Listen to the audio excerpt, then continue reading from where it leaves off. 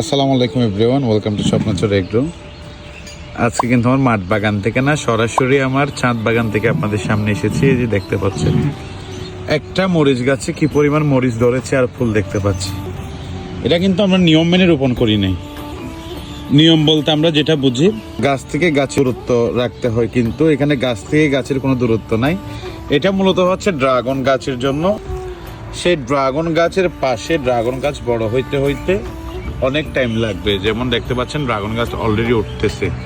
তার পাশে যে মরিচ গাছটা রোপণ করেছে, কত ফলন দেখেছেন। তো আলহামদুলিল্লাহ, আমাদের বাড়ির ছাদে বলেন, বাড়ির আঙিনে কিন্তু অনেক জায়গা থাকে। আমরা যদি একটা ছোট একটা 5 টাকার মরিচ গাছে এত সুন্দর ফলন পাই, বা বাণিজ্যিক হিসাব করলে হচ্ছে 2.5 টাকা করে আমরা চারা বিক্রি করি। ঠিক আছে, আপনাদেরকে সবসময় বলি বাড়ির আঙিনায় গাছ রোপণ করুন। আসলে গাছ রোপণের পর ফলনগুলো যখন আপনাদের হাতে এভাবে ধরবেন বা দেখতে পাবেন চোখে, তখন যে তৃপ্তিটা অসাধারণ। তো মাশাআল্লাহ, অসাধারণ ফলন কিন্তু হয়েছে আমার নিজের বাড়ির ছাদের উপরে এই ছোট্ট একটি মরিচ গাছে। আমার ছাদ বাগানে যদি আমি আপনাকে আরেকটা টমেটো গাছ দেখে দেখুন, এটা হচ্ছে পর্যাপ্ত মাটি আছে গাছের গোড়ায়, কারণে গাছটার অসাধারণ বৃদ্ধি। টমেটোর সাইজগুলো অনেক বড় বড়।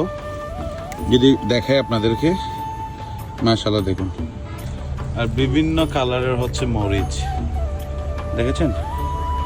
একটা গাছে যদি 3 কেজি পরিমাণ টমেটো ধরে থাকে, আবার নতুন করে কুশি আসতেছে, ফুল আসতেছে, হচ্ছে আমাদের গাছের ফলন।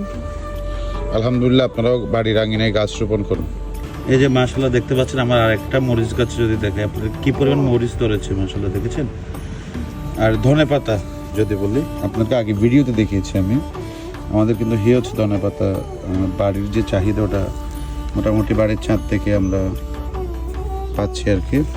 তো আপনারাও অবশ্যই বাড়ির আঙিনায় ছাদ বাগানে গাছ রোপণ করবেন, মাঠ বাগানে গাছ রোপণ করবেন, তাহলে কিন্তু নিজের যে পুষ্টির চাহিদাটা পূরণ হয়ে যাবে।